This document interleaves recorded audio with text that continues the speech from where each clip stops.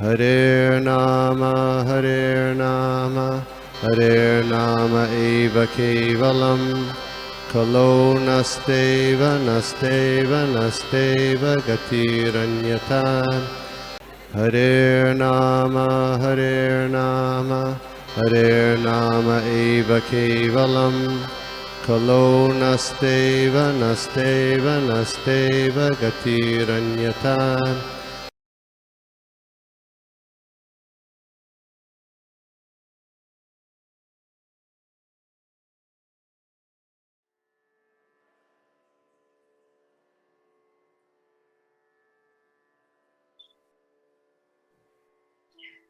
ओम अज्ञानतिमिरन्धस्य ज्ञानञ्जनशलाकया चक्षुरुन्मीलितं येन तस्मै श्रीगुरुवे नमः। श्रीचैतन्यमनोभीष्टं स्थापितं येन भूतले स्वयं रूपः कदा मह्यं ददाति स्वपदान्तिकं। वन्देऽहं श्रीगुरो श्रीयुतपदकमलं श्रीगुरून् वैष्णवांश्च।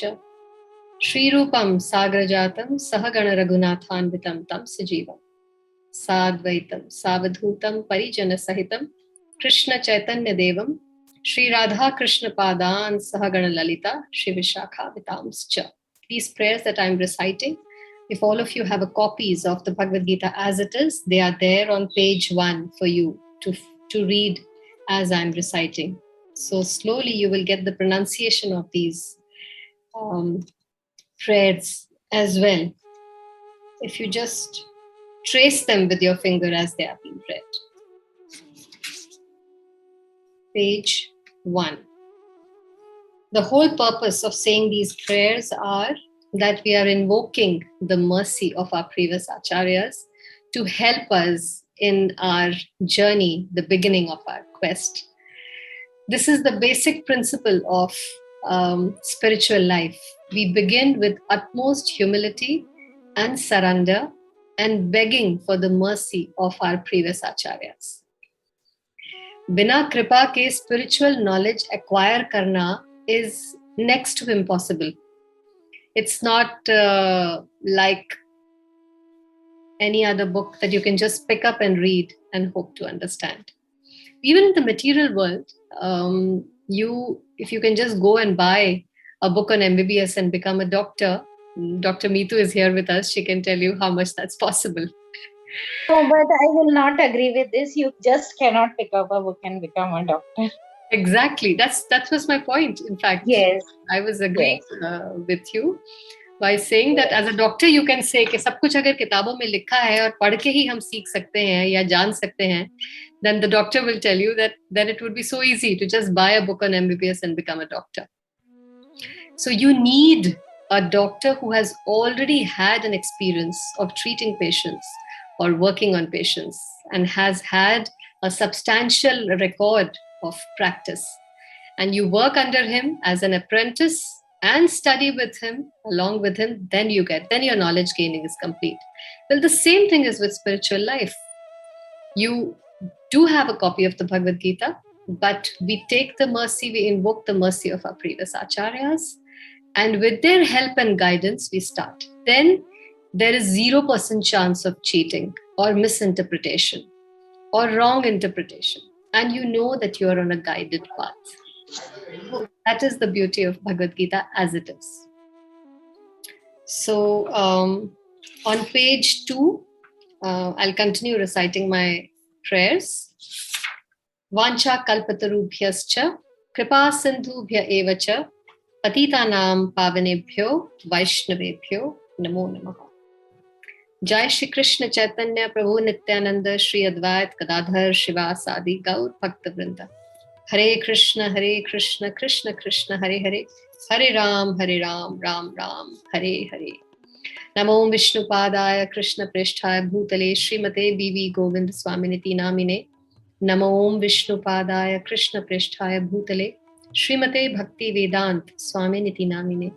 Namaste Saraswate Deve Gauravani Pracharine Nirvishesh Shunyavadi Paschatadesh Tarine. Srila Prabhupada ki Jai. So, we have Vaiji. Any volunteers for reading chapter 1, verse 16, 17, and 18.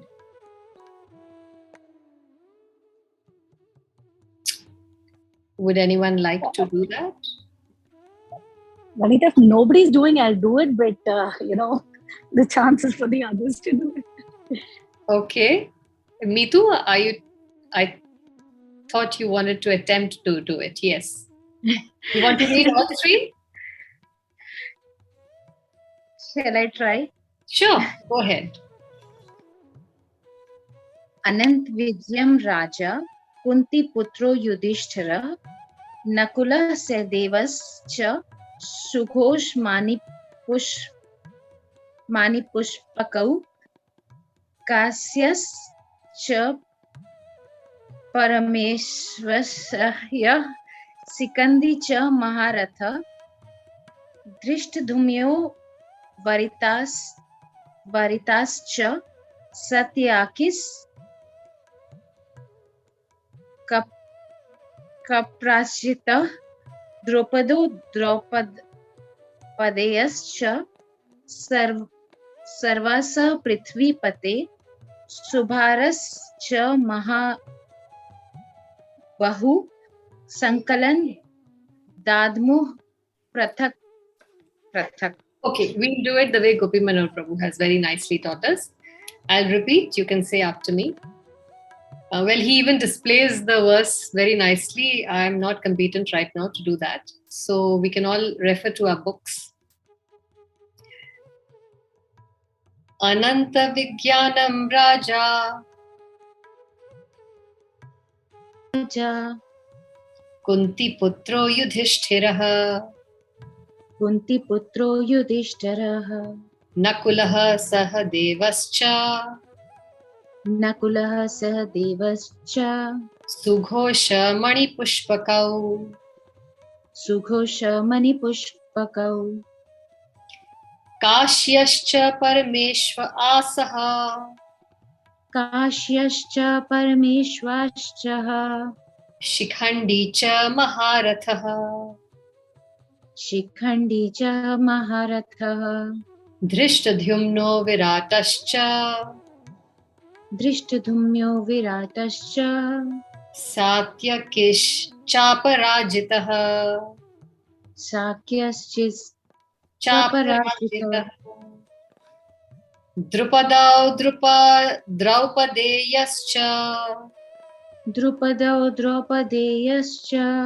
Sarvashaha Prithvipate Sarvascha Prithvipate Saubhadrascha Mahabahu Sobhadrascha Mahabahu Shankhan Dadmo Prithak Prithak. Shankan Dadmo Prithak Prithak. Yeah. Thank you, Mitu. Translation. King Yudhishthir, the son of Kunti, blew his conch shell, the Ananta Vijay, and Nakul and Sahadev blew the Sughosh and Mani Pushpak.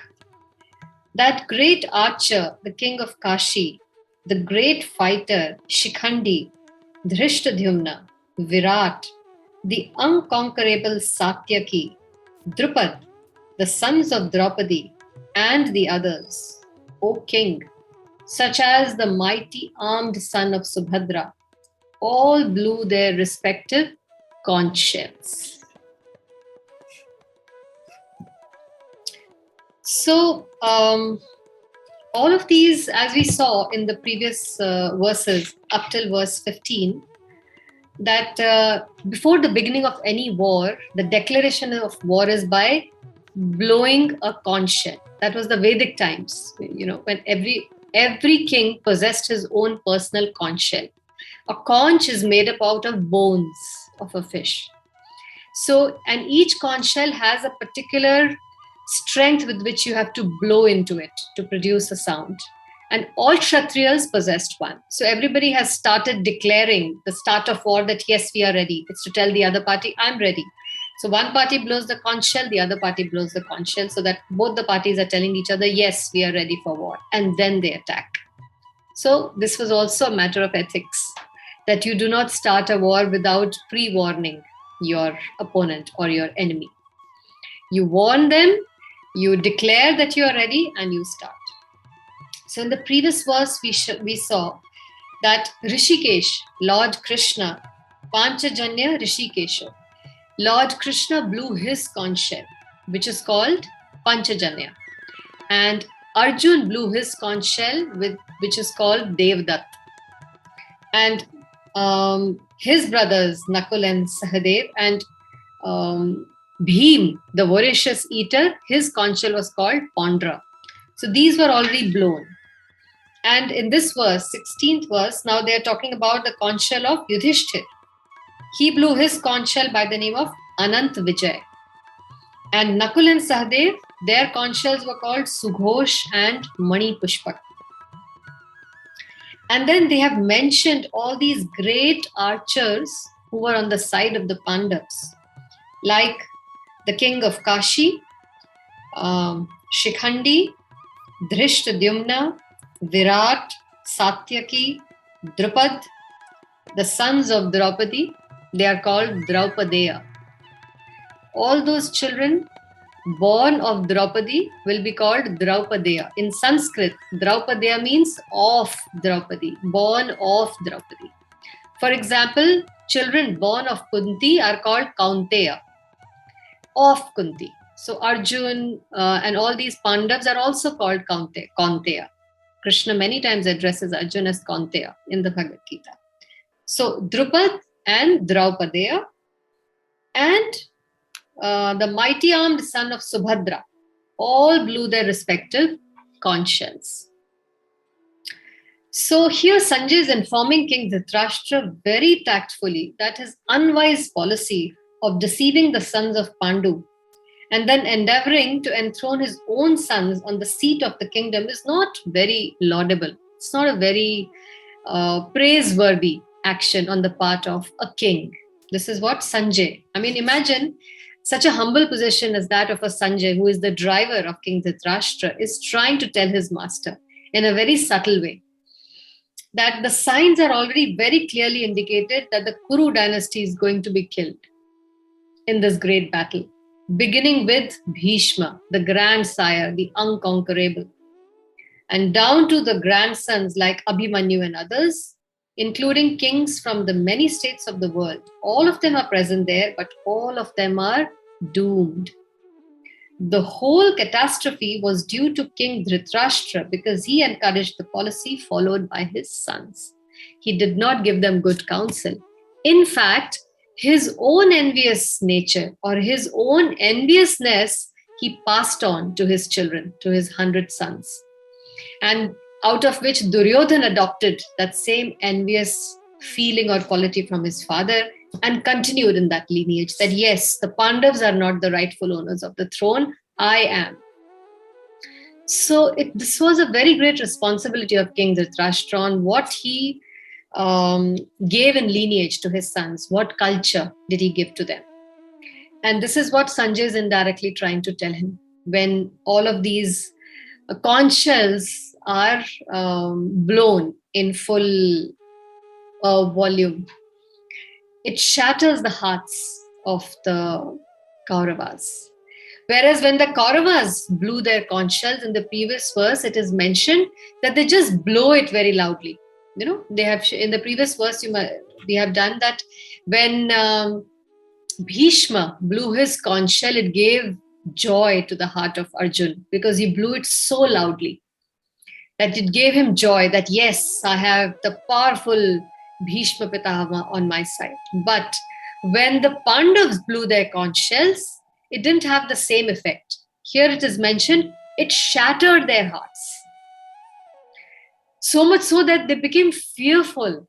You know, it was like a doomsday feeling that something bad is going to happen for us. The outcome of this war is not going to be in our favor.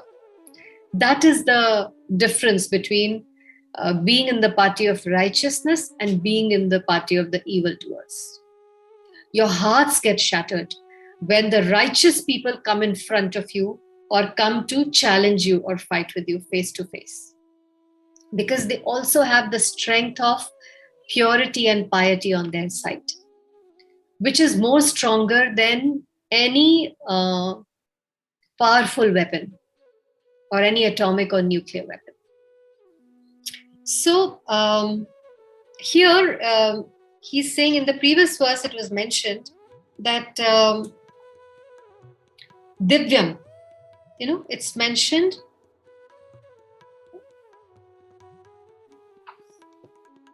Where is that verse?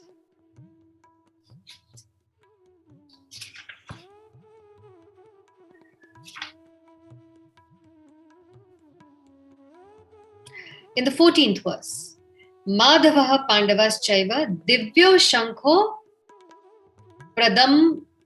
Pradadmatuhu. So it's mentioned that the conch shells of the Pandavas are Divya, which means that they are transcendental. They are not belonging to this material world. So Panchajanya and Devadatt and Pondra are not ordinary conch shells. They are Divya, as mentioned in the 14th verse. So the Shankha that is used by these people is not ordinary. Similarly, the Bhimsen here is addressed as Vrikodhara. Vrikodhara means Vrik. Vrik means huge, not just huge, unimaginably large. And Udar. Udar means stomach. So Vrikodhar means he who has an unusually large appetite, large stomach, which means he is a voracious eater. Now these names that have been given to each one of the people are not ordinary. All of them have a great significance. For example, Bhim was known to be a voracious eater, but at the same time, after eating all that quantity of food, he did not just go to sleep or enjoy his time, his life. He performed Herculean tasks, impossible tasks that were not able to be performed by anyone else. So he was equal to 10,000 elephants. His bala was equal to that of 10,000 elephants. So all kinds of impossible tasks were performed by Vrikodhar Bhim. So he has been addressed here as a Vrikodhara. Similarly, so this gives us a very important instruction here, that whatever we take from Mother Nature, whatever service we are taking from our family members and from the resources of Mother Nature, we have to give back equal to that, at least minimum equal to that. Which means all of us have a very important role to play in the work that we give back, which should be proportionate to the resources that we have consumed. And this is also a very important instruction for being able to maintain world peace. There can never be shortage of food, water, and natural resources if each one of us eat only or use only as much as is required. And we also give back work equal to the resources that we have consumed. This kind of understanding is completely missing and lacking in today's world. In today's world, what are we being taught? If you have the money, you can buy it. All you have to do is work hard, earn a lot of degrees, get a great job, and then use as much as you want, buy as much as you want. This is creating an unhealthy shortage. It is an artificially created shortage. It's not that there is anything lacking in the design of the Supreme Lord.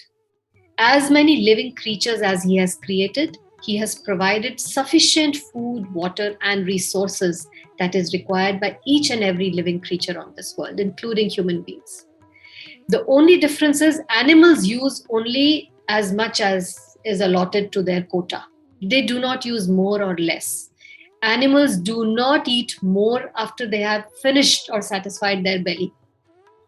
They will eat as much. Even the lion, as if he is the king of the jungle, or an elephant, will eat only as much as he feels satisfied with, and he leaves the rest, even if it is available to him in abundance. Only human beings have this tendency of accumulating more than they need. So the very important instruction here, just in that word, Vrikodhar.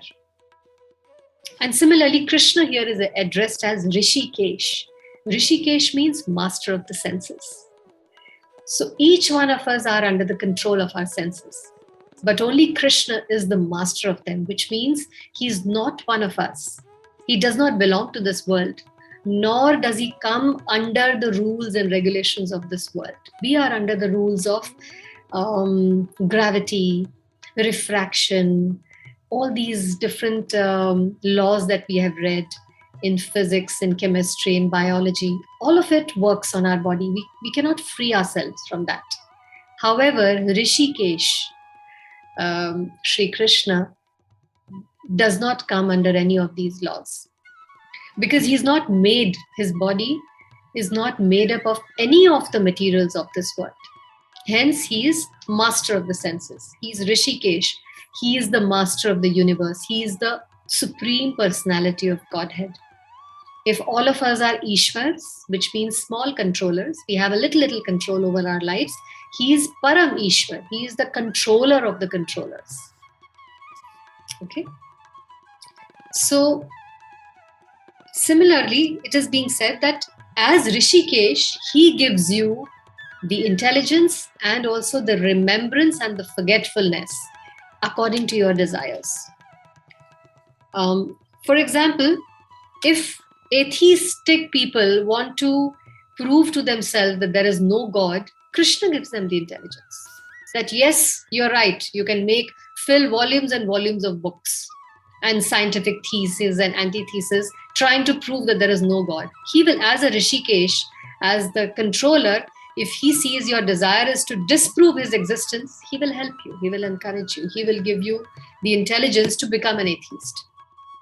Similarly, if you are a theist, he will again give you the intelligence, the remembrance to come back to him, to understand all the logic that needs to be required to come back to the understanding that he is the supreme.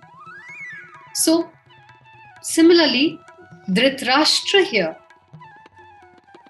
is addressed as, if you can see in the 18th verse. In the 18th verse, Drupado Draupadeyascha Sarvashaha Prithvipate. Dhritarashtra here is being addressed as a Prithvipate. What does Prithvipate means? Prithvi, you all know, is the earth. Pate means the pati of the earth, which means the master of this earth. This gives a very clear understanding that 5,000 years back, when the battle of Kurukshetra was fought, there was the king of Hastinapur, which is Dhritarashtra, was the king of the world. Hastinapur was the world headquarters. So the whole world was united under one religion, one king. And this fight, therefore, was a world war. It was not just a fight between two brothers, or a fight of Delhi Sultanate, or a fight of this area of India, Uttar Pradesh. It was a world war. And people from all over the world, from all the 7 continents of the Saptadweep, this Prithvi was called Saptadweep. So all the 7 continents that make up this planet Earth participated. The countries all over the 7 continents participated and took sides. Some took sides of Duryodhan, others took sides of the Pandavas. And in this verse, it's mentioned all those who took side of the Pandavas. Their names are specifically mentioned. They did not necessarily live in this Indian subcontinent of today. So he was there. This is also significant. Prabhupada brings our attention to this word, Prithvipate. Similarly, another word that is very significant, which is mentioned here, is Draupadeya. Drupado Draupadeyascha. Drupad is the father of Draupadi. So Draupadi means of Drupad. This is the beauty of Sanskrit language. So Drupad was the king and his daughter Draupadi. And further, Draupadi, when she was married to the 5 Pandavas and she had one child, one son each from all the 5 Pandavas, those 5 children were called Draupadeya, of Draupadi.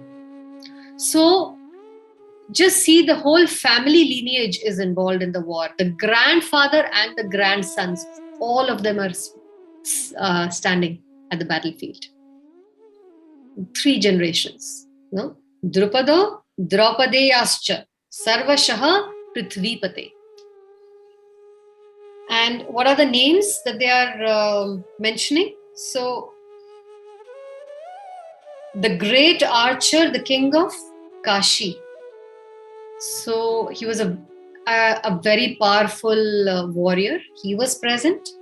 Similarly, Shikhandi, the great fighter Shikhandi, was present on the battlefield. Drishtadhyumna was present. Virat, I think Prabhu mentioned in the previous verses the story of Virat, when the Pandavas were banished for 13 years, for 12 years into the jungle, and the 13th year they were supposed to live incognito, which means agyatwas. They have to live in such a way that they cannot be recognized. Nobody can find out they're the 5 Pandavas. If they're recognized, Duryodhan will again banish them again for another 12 years. This was just a wicked plan by Duryodhan so that they never come back to claim their proprietorship or their ownership as the kings of Hastinapur. So they went and lived they took service, they took jobs in the kingdom of King Virat at that time. And Arjun took the role of a dance teacher. And he used to teach dance to the daughter of King Virat. Her name was Uttara. And later on, when it was revealed that this is not an ordinary teacher, but it's the great archer Arjun, King Virat immediately requested him to accept his daughter Uttara as his wife. To which Arjun said that, look, I have taught her as a teacher. So as a teacher, my position is that of a father. And she's like my daughter, so I cannot accept her as my wife. But my son, because Arjun was also married to Subhadra, Krishna's sister. And he had a son from Subhadra as well. So he said that what I can do is give her in marriage to my son from my wife Subhadra. So this is how Subhadra's son and Draupadi's sons, all of them also were standing on the battlefield. The unconquerable Satyaki, the sons of Draupadi, Drupad, and others. So there were many more, but these are the prominent names that have been mentioned here by Sanjay in this verse, just to give you an idea on who all were standing on the battlefield. These were not ordinary kings. They were extraordinarily powerful. They all had many, many divine powers that had been granted to them for their various yogic austerities, because all of them were practicing yogis. They were all very, very austere and following the tenets of dharma. So anybody who is following the rules and regulations of dharma and following an austere life automatically gets powers. These siddhis just come as a byproduct. They don't have to work separately hard for them. So all of them had extraordinary powers. And so all of them blew their respective conch shells together. This is what is being mentioned here. And so they're saying that when they blew their conch shells, you will see that in the 19th verse, what happens when all of them together blew their conch shells. So the whole catastrophe was due to King Dhritarashtra because he encouraged the policy that was being followed by his sons. So we'll read the next verse before I give you the explanation on that.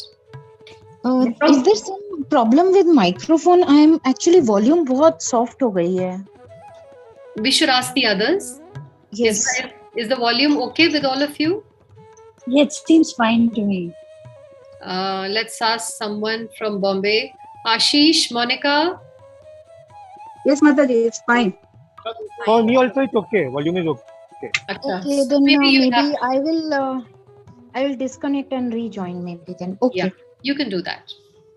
Speaking is live. Yeah.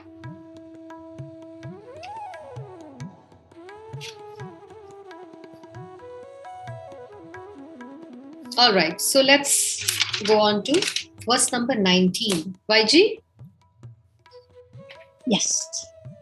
Sagoshodardharashtanam hridayani vyadharayat nabascha prithvim shaiva tumulobhyanunadayan. You can read the You translation. want me to? Okay.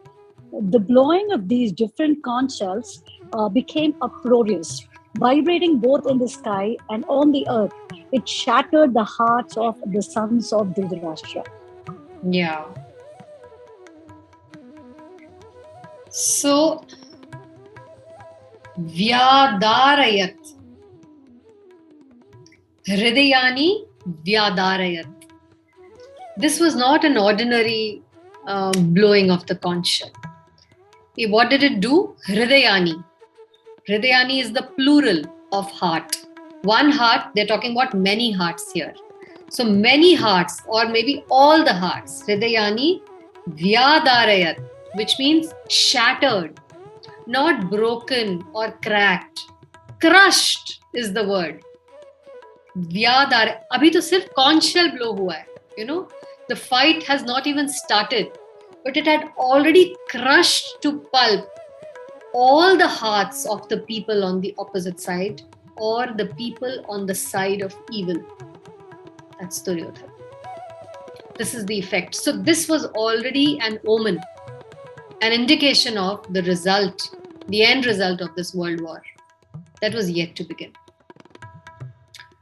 Saghosho Dhartarashtranam. Again, Dhartarashtranam comes from the root word Dhritarashtra. So Dhartarashtranam means all those on the side of Dhritarashtra, all those coming under the umbrella of Dhritarashtra or taking the side willingly of the philosophy or policy of Dhritarashtra. Their Hridayani, all their hearts, Vyadarayat. Vyadarayat. They were shattered, they were crushed. Nabhascha prithvim chaiva tumulo bhyan nadaya. Tumulaha means tumult. The word tumultus actually again comes from this Sanskrit word only, tumula. There's a lot of similarity between tumultus in the English word and tumulo, which again means uproarious, of a very great sound, of a very high decibel. In fact, therefore, these battlefields used to be very far away from the city, because pregnant women, if they hear, or ordinary people, villages and homes, if they hear these sounds, they can have miscarriages. It used to be of such a high decibel. Therefore, they used to have these world wars in a battlefield or a barren land which is far away from the cities and villages. The civilian life is not affected by this sound because it can shatter their hearts as well. Such was the power. These are not ordinary conch shells and not being blown by just ordinary yodhas. So, the purport here. When Bhishma and the others on the side of Duryodhan blew their respective conch shells, there was no heartbreaking on the side of the Pandavas. Bhishma ne bajaya apna shank, lekin that did not shatter the hearts of anyone. Such occurrences are not mentioned, but in this particular verse it is mentioned that the hearts of the sons of Dhritarashtra were shattered by the sounds vibrated by the Pandavas. This is because Pandavas and their confidence in Lord Krishna. One who takes shelter of the Supreme Lord has nothing to fear, even in the midst of the greatest calamity. In fact, this is Vaishnav culture. Always to beg the mercy and take the shelter of the previous acharyas. The Vaishnavas never claim that they will reinvent the wheel, that they will start a new understanding, or they will begin understanding it on their own. They simply, out of humility, beg for the mercy of their previous acharyas who have already who are already passing on a tried and tested formula to them. So it is the best formula, rather than trying to research. This research word has been coined by the modern scientists, by the atheistic people who did not want to take the Vedic instructions as the full and final instructions, or as that which has been handed down to our civilizations from time immemorial, because they find it hard to follow these rules and instructions. They want to work independently, like Dhritarashtra, and take more than their share, their allotted share. So they coined this word research. Prabhupada always used to say, when it has already been searched by our acharyas and handed it down to us, where is the need to research? Why do I have to waste my precious time in searching it again and coming up with another idea? This is applied even to, if you see Chaitanya Charitamrita, the great biopic written by Krishnadas Kaviraj Goswami. He wrote it when he was 90 years old. On every page of the Chaitanya Charitamrita, he writes this verse.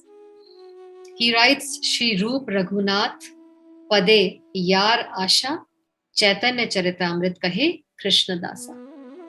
So he is begging from the previous acharyas, Hey Roop, Hey Raghunath, I beg the mercy of your lotus feet, the dust of your lotus feet, so that I can compile this great biopic Chaitanya Charitamrit. At every page on the footnotes he's writing. He's such a great devotee of the Lord who has been instructed directly to write this. Yet he's begging for their mercy that you kindly help me to write this biopic. This is the line of Vaishnavas or bona fide acharyas who come in the sampradaya. This is the etiquette they follow. And this is exactly what Arjun is doing as well.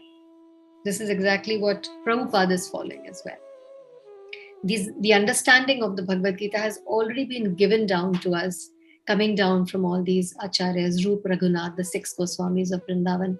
If you can simply understand the translations of the Bhagavad Gita through their renditions, it will become crystal clear to us. The message will come to us exactly as it was given by Krishna to Arjuna. And then we automatically come to the position of that Krishna is the supreme, the controller, and I am the controlled. He is the enjoyer, I am the enjoyed. He is Achyut. Achyut means he who cannot fall. Chyut means fall. He can fall, he can make a mistake. Achyut means can never fall, can never be proved wrong, can never make a mistake. Only people who are in this material world and under the control of the senses are prone to make mistakes. But those who do not belong to this world, who are not made up of the elements of this world, are above the vibrations of this world, are infallible. And that's Krishna. So Krishna never falls. Therefore, he is addressed here as Achyut. Okay, let's take the next verse. YG 20. अत व्यवस्थितान् दृष्ट्वा धार्तराष्ट्रान् कपिध्वजः प्रवृत्ते शस्त्रसम्पाते धनुरुद्यम्य पाण्डवः ऋषिकेशं तदा वाक्यम् इदमाह महीपते. At that time, Arjuna, the son of Pandu, seated in the chariot bearing the flag marked with Hanuman, took up his bow and prepared to shoot his arrows. O king, after looking at the sons of Dhritarashtra drawn in military array, Arjuna then spoke to Lord Krishna these words. Yeah. So the significant word here is Kapi Dhwaja. Kapi means monkey. Dhwaja means flag. So the son of Pandu, seated in the chariot bearing the flag marked with Hanuman. What does it mean? Today, if you see, every country has their own flag. And if you ask them, what does your flag mean? What does it denote? There is a meaning why that flag has been made. For example, Indian flag only if you see, saffron, white and green. So saffron and green denotes the two major religions. One represents the saffron brigade, and green, the Muslims wanted, some representation in the flag. So this denotes them. The saffrons denote the majority of the Hindu population. Then the blue disc is the Ashoka chakra in between. White is the symbol of peace between both the Hindus and Muslims. This was the idea behind that flag, right? उसी तरह हर country के एक flag का एक idea है. There is a philosophy behind that. It denotes that. For example, the rising sun. I think Japan has that flag. It's a white flag with a red ball, because for them the sun is the most valuable part of their existence. So every flag has a deep philosophy behind it. Every country has a flag that denotes their country's philosophy that they follow. Similarly, Arjun's Rath is his country at that time. And his Rath is carrying a Kapi Dhwaja. So he is following the philosophy, the footsteps of Hanuman. He is trying to follow, become a devotee of the instructions of Hanuman. Bajrangbali, it's called, right? How? Bajrangbali, he fought for Lord Ram, right? And he appeared victorious. Similarly, Arjun is also fighting for Lord Krsna. So he's following in the footsteps of Bajrangbali, of Hanumanji. His consciousness is the same, is that of devotion. Hanuman fought the battle not as, वो चाहते तो जब उन्होंने Lanka cross की थी with the ring that Ram had given, so he was so powerful, he could have in that visit only picked up Sita Mata and brought her back to Ram. There was nothing to stop him there. है ना, वो लंका को जलाकर आ गए थे और रावण कुछ नहीं कर पाया था. But he did not cross his position. He never for once thought that I am more powerful than Ram, or I can do this, I'm equal to Ram. He went with the seed of devotion as a feeling that I am the servant of Ram. And therefore, I will do only as much as Ram has told me to. In this trip, Ram has told me, give my message to Sita that I'm coming. And therefore, I will do only that much and come back. Not once did he feel that I am equal to him. Similarly, Arjun here is also carrying that same feeling of devotion, that I am not the controller here. I'm not in charge. I may be the greatest archer or the warrior of this whole world. But yet nothing is happening because of my own effort. There is a superior force that is allowing me to exhibit my power, or that is giving me the intelligence and the mercy to do this fight. So therefore, this word is significant, Kapi Dhwaja.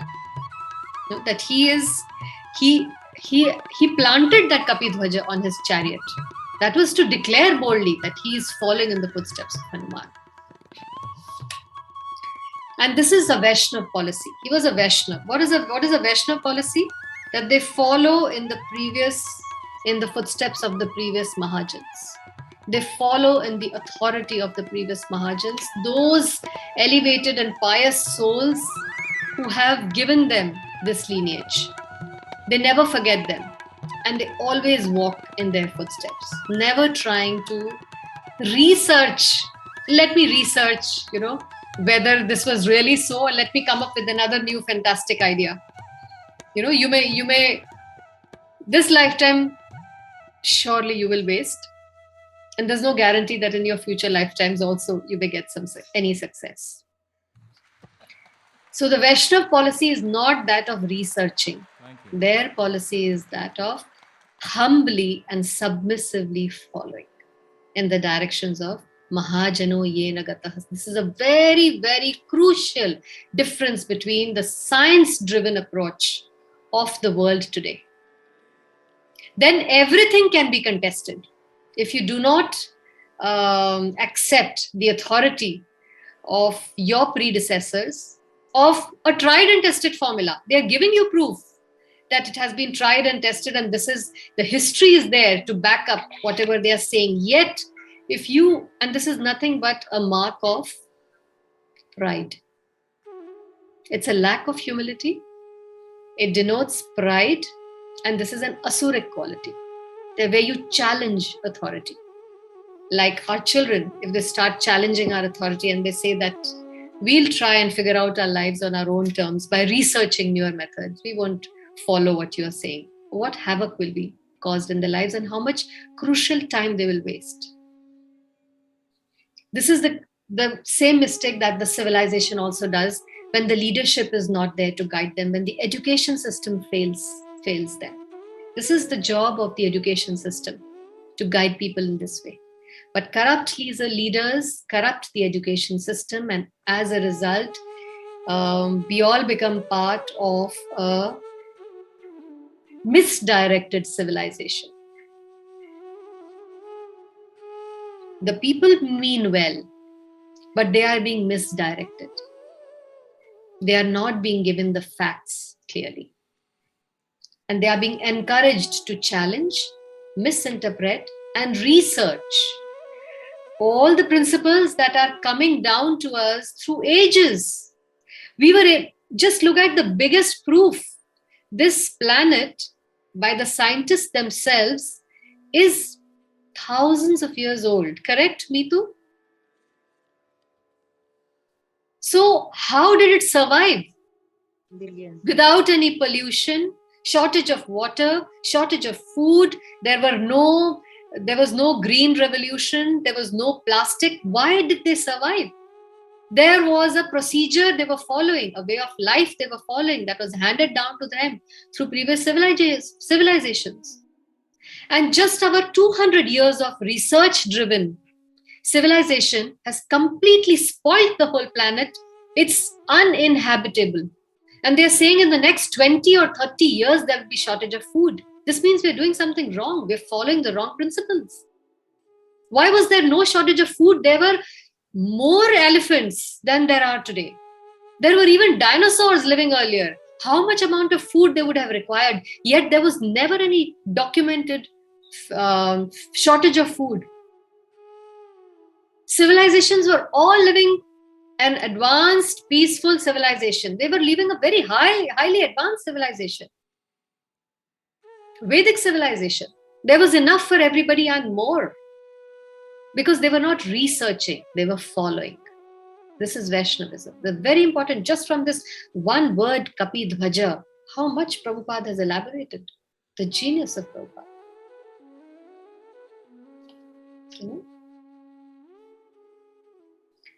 So during any activity, a Vaishnav prays to the previous acharyas, kindly help me. Like I just shared the example of Krishnadas Kaviraj Goswami. Kindly help me to write this book. This is written in all previous acharyas.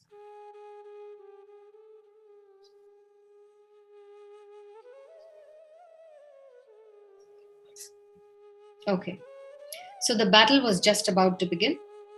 It is understood from the above statement that the sons of Dhritarashtra were more or less disheartened by the unexpected arrangement of military force by the Pandavas, who were guided by the direct instructions of Lord Krishna on the battlefield. They simply surrendered to the lotus feet of Krishna and said, "You guide us. We will just follow." Although they were the Maharathis. The 5 Pandavas were equal to the 100 Kurus and Bhishma Pitamaha and Dronacharya. Yet they humbly submitted to the feet of Achyut, Keshav, and said, "You tell us what to do. We don't have the intelligence or the power to even plan or decide this battle. That's what clinched them their victory. It's not their expertise or their bala. It's their culture. Culture wins the fight, not military power, not money. Very important fact, very, very important. Just from this verse, just see the. So the Pandavas who were guided by the direct instructions of Lord Krishna on the battlefield. The emblem of Hanuman on the flag of Arjun is another sign of victory, because Hanuman cooperated with Lord Ram in the battle between Ram and Ravan. He worked like a cooperator, not as an operator or a controller.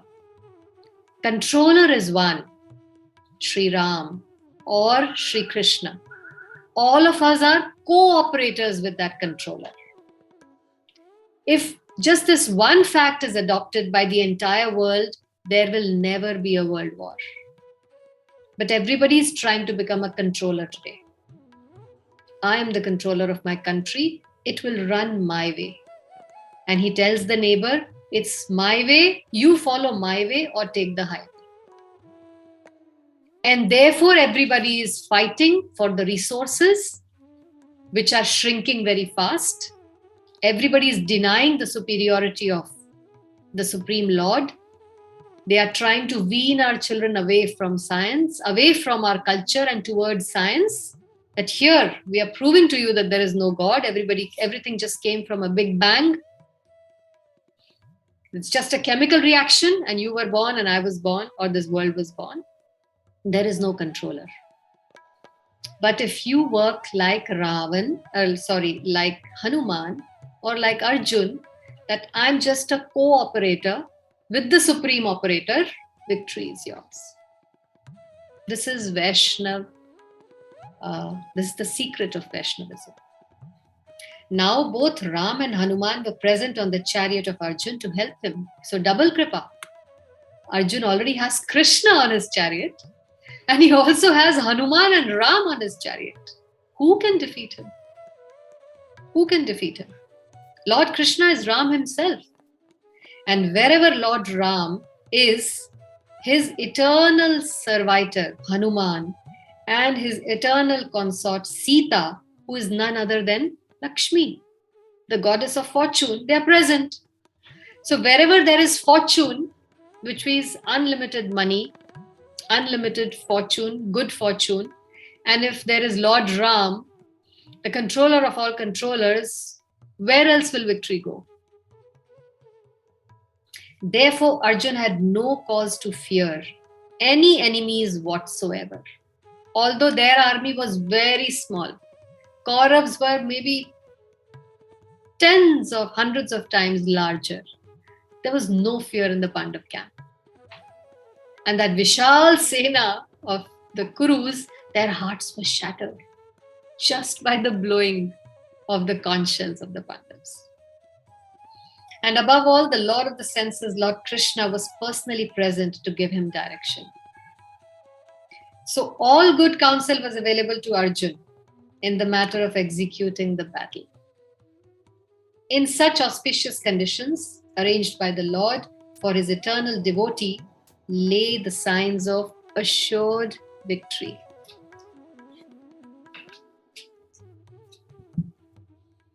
Okay, so we stop here. We did 16, 17, 18, 19, 20. Okay, I'll be happy to answer any questions, or if you want to share any realizations. I would request all of you to switch on your cameras and share.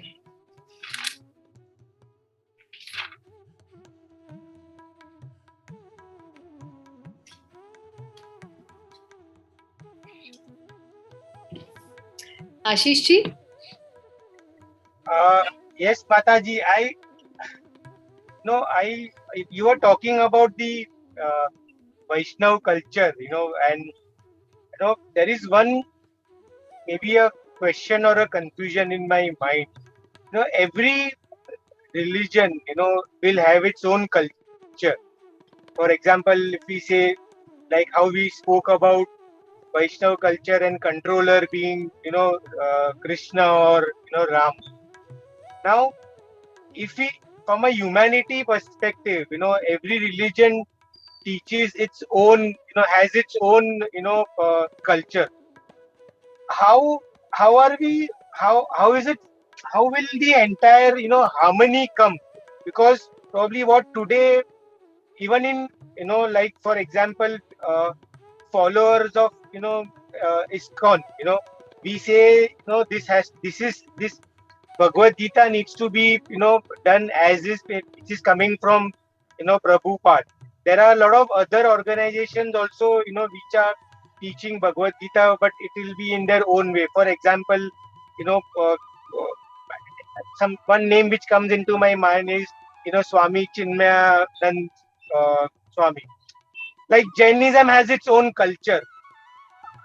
Will in such scenario in Kalyug, then harmony is never going to come, because like Muslims or we say Catholics, they will continuously follow their own culture, and their culture will be completely different.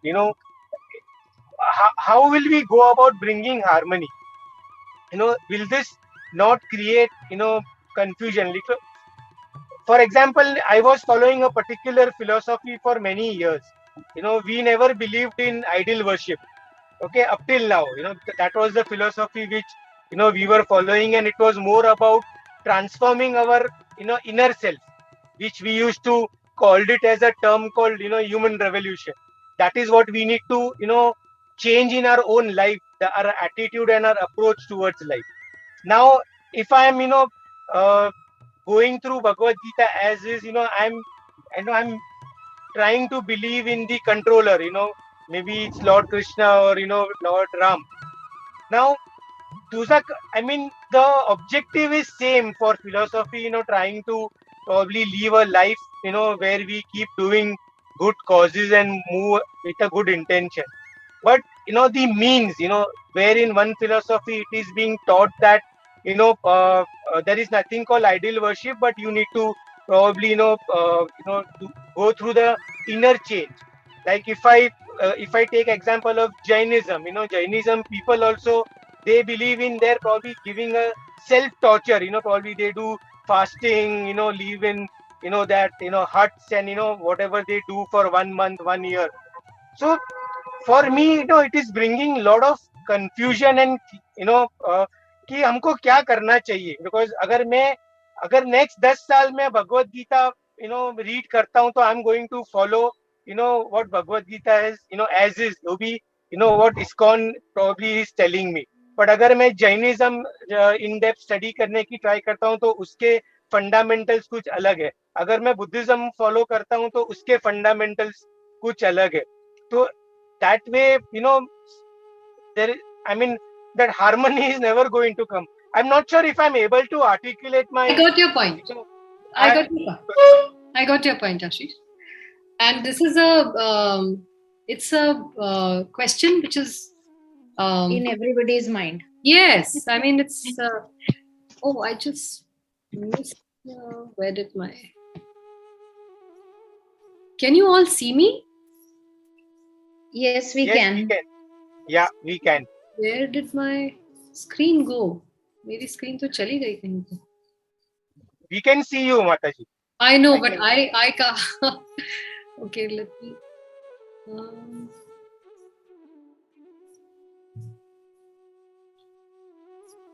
Okay, I can't see any of you, but as long as my Zoom is still working, I'll just continue to answer. Okay, I got it. So, like you asked one question even early on, and Gopi Manohar told you, Prabhu told you that we have just begun. We are in the first chapter.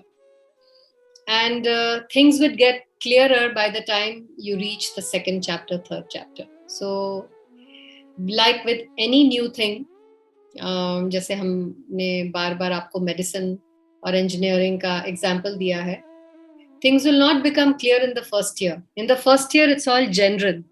है ना? जब भी आप कोई course join करते हो, the first year is they teach you a little bit of all the disciplines, and after that you become clear on कौन सी engineering करनी है, isn't it? और उसकी specialization second, third, fourth year में फिर आपको करवाई जाती है. But first year में आप सारी disciplines, जितने भी engineering varieties हैं, वो सारी आप थोड़ी थोड़ी पहले first year में करते हैं. So things will not become clear to you unless you finish your food. आप आधा खाना खाएंगे तभी आपको feeling of satisfaction कि मेरा पेट भर रहा है वो होगी, but you cannot have that satisfaction when you have just started eating the food. So give yourself time. Again, we would say this. I understand, Mataji. My only, I'm sorry, but I'm just, मैं इस पे इतना contemplate इसके लिए कर रहा हूँ कि, I mean, 20 years, so maybe more than 20, 21 years, I was following one philosophy. Buddhism. One philosophy. Yeah. And I was at the stage where maybe you are, or Gopi Prabhuji, I used to take probably lectures and in the Buddhist philosophy, right? So I had done a very in-depth study. Now if I'm seeing, comparing this philosophy, the entire approach is different. As I said, in the Buddhist philosophy, the entire focus was on your own. Here also the focus is on our own self. Like, we need to absorb what Krishna is saying via Bhagavad Gita to Arjun, apply it into our day-to-day life. But still the focus is on Krishna, consciousness. That is what we are all trying to awaken in our life, Krishna consciousness.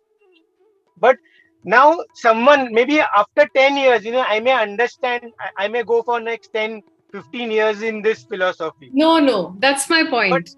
मैं तो आपको सिर्फ ये कह रही हूँ, second chapter तक आते आते तो it will be just, I guess, a month or two. So 10-15 साल की तो आपको investment की जरूरत भी नहीं है. Just as when it comes to philosophy and when it comes to religion, when like youngsters or when we friends also discuss, it sometimes becomes very difficult to either explain, or when people, like when our friends, my friends, most of them are Jains, and probably the approach and the attitude which with which they discuss Jainism, and probably which they throw up, it's completely I mean, I'm not, I don't know, I'm not able to I can understand you, because we have discussions with Jains, and there is Srimad Bhagavatam 5th canto very clearly talks about Jainism. We'll come to that later. It'll be too premature to discuss that with you right now. And I have referred to Jainism in the 6 introduction episodes, seminars that we discussed, right? आपके ये question Jainism को लेकर हमने address किया था at that time, correct? Yeah. And so my premise is that we follow authority. Whatever we are saying, or whatever the Bhagavad Gita is saying, there is a shloka to support that fact. There are historical facts to support that fact, or that philosophy. There is always a higher authority to support that philosophy or that concept which is being discussed. Nothing is out of our own interpretation or our own mental speculation. Whereas in Kali Yuga, the Srimad Bhagavatam mentions that Kali Yuga is the age where it will be fashionable to invent new religions. More and more new religions and new philosophies will be invented by people who do not have any authority or standing. And people will follow it because it's easier to follow. Everybody wants big result with minimum effort. This is the mantra of Kali Yuga. And you can see how our advertisements also cash on that. Just pop a pill and lose weight. Just eat your way away to less weight in 10 days or 20 days. What are they promising? You don't have to work. You don't have to exert any self-control, but you will get a very big result or success. which is viparit, contrary to the way this world has been built. And all of us have practical experience of that. No pain, no gain. So whatever is being mentioned in our Shastra, this is a time and tested Shastra. Bhagavad Gita is not invented by ISKCON. These verses, 18 chapters, 700 verses, not invented by Prabhupada or by ISKCON. It is coming from time immemorial. वही 18 chapter है, वही 700 श्लोक है. द्वापर युगा 5000 years back भी यही पढ़ रहा था. उसके पहले Krishna will, in the future chapters, Krishna will tell Arjun, when Arjun is so bewildered, he is also getting bewildered. And he says, this is not the first time I'm saying the Bhagavad Gita, Arjun. 40,000 years back, I spoke this same Bhagavad Gita to Vivaswan, the sun god. You don't remember it, but I remember it. Because you were at that time in another body, under another name. So this is a tried and tested scripture that has been handed down to us. This is an undisputed fact. So nothing is coming from mental speculation or nothing has been created new. Also, the basic underlying principle of Bhagavad Gita is that you will experience love of Godhead. It is not promising you, giving you false promises.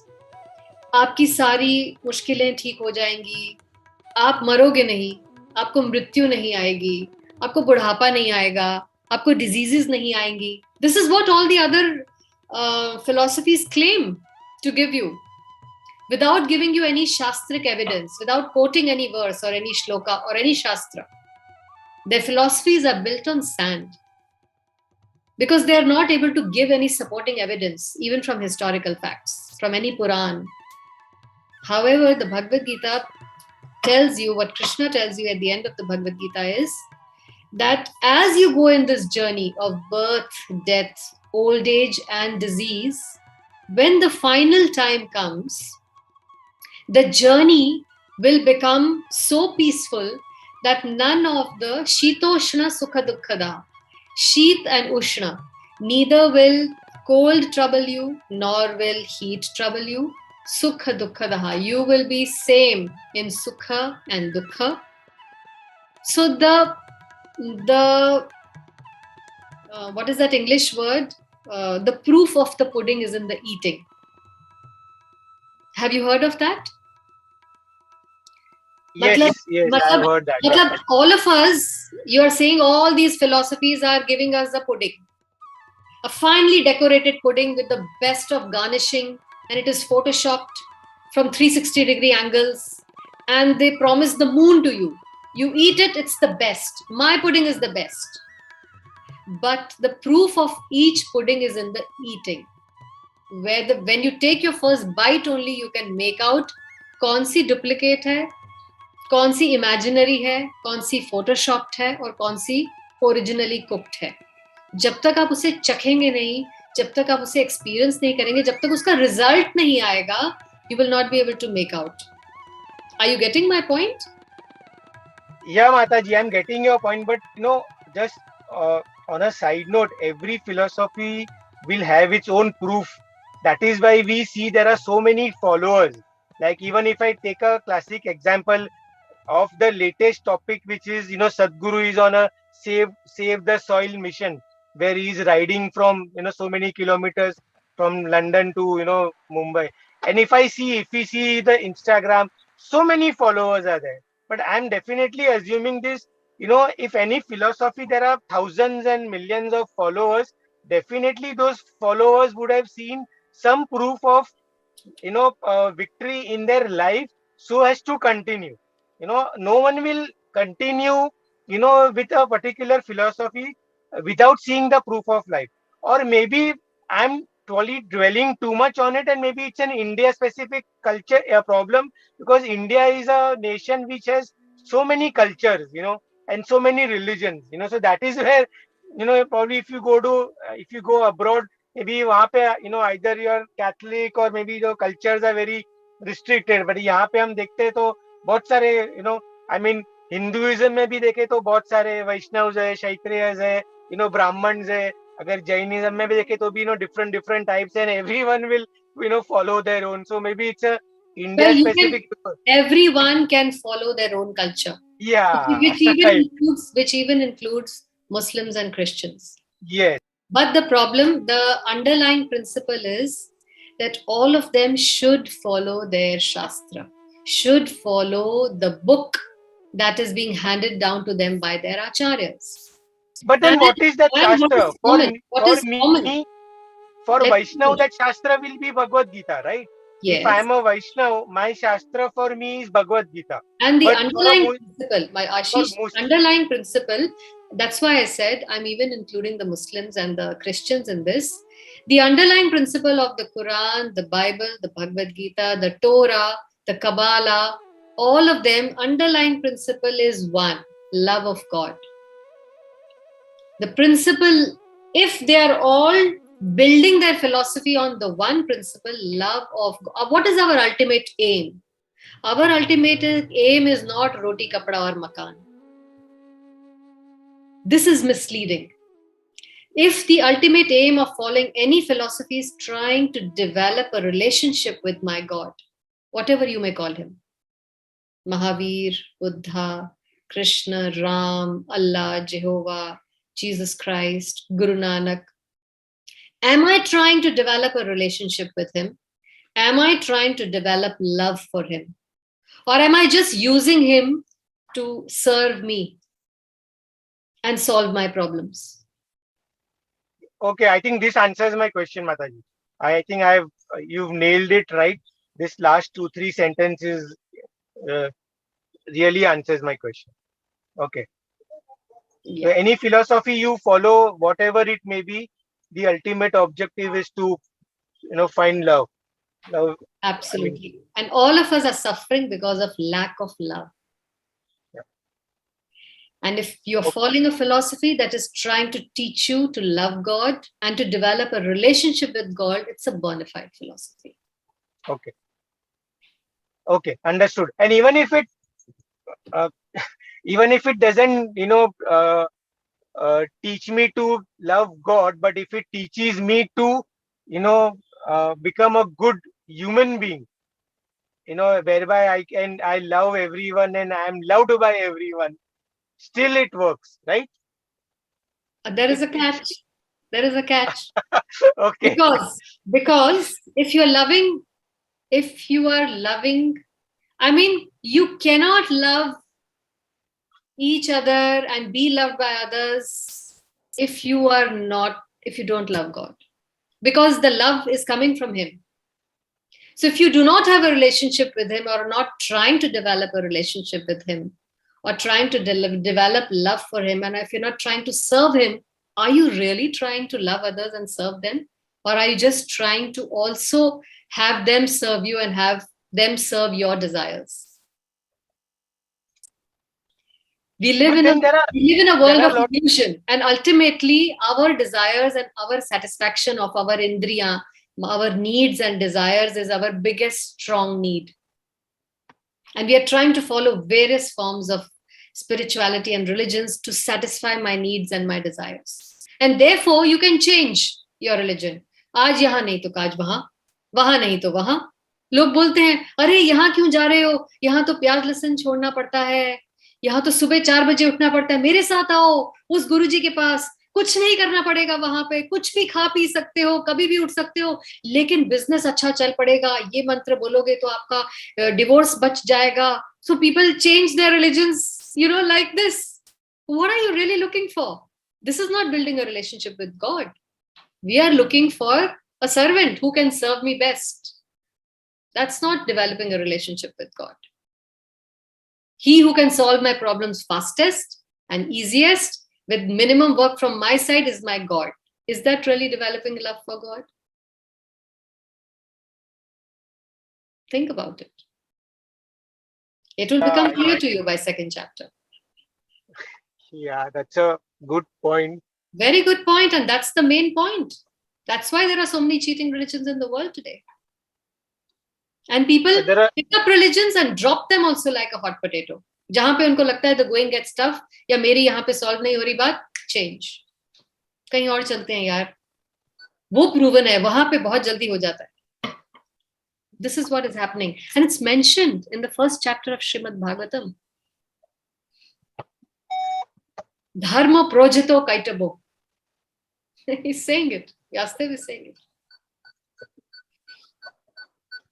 Okay? Yeah. Okay. Thank you. I'm sorry I have taken a lot of your time.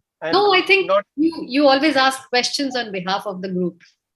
So I guess everybody had this question, and I'm hoping that they got some answer. I would just like to share something. Yes, Vaiji. Mainly addressed to Ashish. Ashish, I was there. In fact, I was telling Vanita Mataji also about, a year ago, I was exactly in the same position that you are in today. I can just tell you this. As both, Mataji and Prabhuji pointed out, you need to give it some time, because then slowly you'll understand, right, that for everything you can actually fall back on some verse of Bhagavad Gita, which will give you the strength to deal with certain things. That has been my experience. And, there's so much more to learn. There is an answer to everything. And when you talk about religions, right, later on we'll talk about, I think almost all religions actually talk about having these good qualities, which is also discussed here in the form of the three gunas, the sattva, rajo, tamo guna, where all of us, are trying to get to the sattva guna. But Bhagavad Gita is even beyond that. It tells you, how to go beyond that. That's why I find it very, captivating. I was actually into Buddhism for some time, but I kind of moved on to Bhagavad Gita, and I've been doing it for some time now.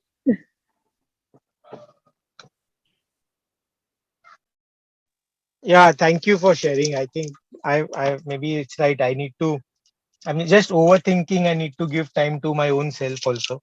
Yeah. Because there's a lot of information right now, right? You need to process all that. And somewhere you'll find, there are so many questions, for which I don't have answers. I still look, but I somehow feel that as there are questions, I do find answers also. Sometimes I just park them because I know, I've not reached the 18th chapter for me to understand everything. But I just feel that if we go step by step, right, we'll definitely find answers there somewhere. Some was, in fact, what you shared was actually very interesting about the different that snapshot, right, where if you're feeling this kind of you're in this kind of a situation, look at these chapters of the Bhagavad Gita. And when you listen to all those explanations, I feel, you'll find answers. Yeah, maybe. Yeah, I think that's right. Yeah, I agree. Yeah, Rema has something to say. Yeah, one more thing. Just now, Vaiji also shared that if you go further, you will come to know. So I have one shloka that it comes in the end, 18th chapter, 66 number shloka. Sarva dharman parityajya mam ekam sharanam vraja. The meaning of that shloka there, Krishna is saying, abandon all varieties of religion and just surrender unto me. I shall deliver you from all sinful reactions. Do not fear. So here Krishna himself is saying that जो कोई religion है, whatever you are thinking about, there are so many varieties in Kali Yuga. So please abandon everything and just serve me. That's all. But he says that in the 18th chapter. So you will have to hear 17 chapters before you come to that. Yeah. He did not say it in the first chapter. Yes. So it's like हम लोग छोटे बच्चे को देते ना, बाल कड़ू कहते हैं जिसको, slowly, step by step. Yeah. Also in the end, along with this, Krishna also tells Arjun, Yatha ichhasi tatha kuru. He says, whatever you asked me, I have answered all your questions. Now, Yatha ichhasi, jaisi ichha ho tatha kuru, waise karo. Yeah. That's God. That I think we studied last session also. I'm giving my opinion, right? That's my Something. opinion. That's Yes. my opinion. So That's he very, does not force you to he do does not force anything. anyone. That's Yeah. God. He will give you all the information, and again, the decision he will leave to you. You Yeah, decide, because that's your karma. He wants you to take your decision and take responsibility of your decision. Nowhere does he say, I am God, just follow me. Yeah. No, I think that you very well explained last time also. God, he is not telling me to come to temple, but it is up to me whether I want to go on. So I think that was, I got it very nicely when last time also when we spoke, in the earlier session. You had answered it very well. Yeah. So, yes, patience is a virtue, but give yourself time. Tell yourself that you're doing an 18-chapter course. Finish the course. जहाँ आपने 22 साल एक philosophy को दिए, वहाँ इसको सिर्फ आपने 18 chapters करने हैं. उसे करके then यथा इच्छसि तथा कुरु. Yes. That's a fair deal, is it not? Yes, yes. I completely get it. Can I say something? Sure. Just Dr. Neetu, yes. तो जो आशीष जी के क्वेश्चंस थे, जो जिस तरीके से उन्होंने डिस्क्राइब किया, क्योंकि हम में से बहुत सारे लोग, बहुत सारे आजकल इतना वैरायटी है, हम लोग बहुत सारे कल्ट्स फॉलो करते हैं, और ये रिफ्लेक्शन कई बार हम में से बहुतों के माइंड में आता है कि अल्टीमेटली आप कुछ भी फॉलो कर लो, या आप किसी को, जैसे मैंने आपसे भी शेयर किया कि हाँ थोड़ा सा बुद्धिज्म करके, मैंने जैसे ब्रह्म कुमारीज भी किया, ऐसा नहीं मैं कहूंगी कि हाँ भगवत गीता पढ़ने से या उनको फॉलो करने से वो, ultimately what I have realised is कि आपको एक जगह जाना है, और उस जगह पे जाने के बहुत सारे रास्ते हैं, और आप किसी एक रास्ते पे चल जाते हैं, और फिर आप बाद में, हम थोड़े से हमारे जैसे लोग, जैसे मैं हूँ, आशीष जी भी होंगे, शायद और भी लोग होंगे, जो कि थोड़ा सा जाके, you will always have that unrest, was the other way better, or when you are almost about to reach, you will start off a new thing. So I think अब ultimately मैं इसको कैसे काउंसिल करती हूँ, मुझे लगता है कि ठीक है, बहुत सारी चीजें हैं, बहुत सारी वैरायटी हैं, चाहे सदगुरु हो, चाहे बहुत कुछ हो, लेकिन as a text Bhagavad Gita हमारा मतलब हिंदू धर्म का एक बहुत ही इम्पोर्टेंट बुक है. And it is those are guidelines rather than a book said by Krishna. Those are the guidelines for a righteous living, and थोड़ा सा उसको पढ़ना हमको पढ़ना चाहिए. बाकी आगे हम उसको उतना फॉलो कर पाए या एकदम उस राह पे चल पाए, that is maybe our own destiny, or it is our own it's our own choice, जैसे आपने बताया. Yes, but तो you उस should इंटरप्रिटेशन से मैंने, क्योंकि मैंने 3 बार पहले भी क्लास ब्रेक की, तो इसीलिए विदाउट एक्सपेक्टेशंस सुनने से शायद हम जब उस राह पे आगे बढ़ेंगे, 18th चैप्टर तक पहुंचेंगे, तो हमारी अंडरस्टैंडिंग थोड़ी सी बेटर हो जाएगी. तो एज अ बुक उसको अभी लेंगे, और जो मैं सोच रही हूँ, I might be wrong, you can guide me better in this. तो yeah, you should give it a chance and read the Srimad Bhagavad Gita, where the whole world is talking about it. ऐसी कोई major university नहीं है जो आज इसकी value के बारे में बात नहीं कर रही. In fact you will be amazed. एक सेशन में मैं आपके साथ शेयर कर सकती हूँ. Newton, Einstein, Macaulay, Max Muller, all of these people have spoken on the Bhagavad Gita. And how the atomic bomb, the discovery of the atomic bomb by this UK scientist, he said, I got that idea after reading about the Anu in the Bhagavad Gita. How the Vedas inspired all these European biologists and scientists. They were getting all their inspiration, even their knowledge and information from our Vedic scriptures. So there is no denying the fact that the Vedic scriptures are the oldest living practical testimony, historical testimony in the world. Nobody can deny it. And if you're really looking for answers, you cannot overlook this. You have to give it a chance before you run after the New Age religions. Give the old tried and tested philosophy that is being handed down to us by our ancestors. It's our duty not only to read it and also to pass it on as a lineage to the next generation. Because we are the link, the connecting link. And, each link has a role to play. Whichever link breaks, he is responsible for breaking the continuity of that. So there must be something in this as well. आप सदगुरु की बात कर रहे हैं, वो तो आज थे. उनके बर्थ से पहले क्या था? क्या उनके बर्थ से पहले कुछ नहीं था? ब्रह्म कुमारियां 1960s में आई. उनके आने से पहले रिलीजन नहीं था? तब भी थी भगवत गीता. जितने भी आजकल के गुरुज हैं, उनके बर्थ से पहले क्या था? There was no religion, there was no God.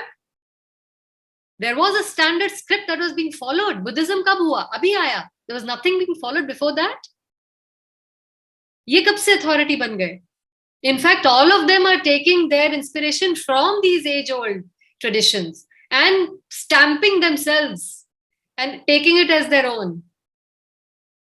Try and think कि उनके आने से पहले, उनके बर्थ से पहले, उसकी philosophy के बर्थ से पहले क्या था दुनिया में? What were the people following? What was their guideline at that time? Who was guiding them? Which scripture was guiding them? Can you find anything that dates back to 5,000 years? And I'll leave you with that thought. Hare Krishna. Yeah, that's a very valid statement.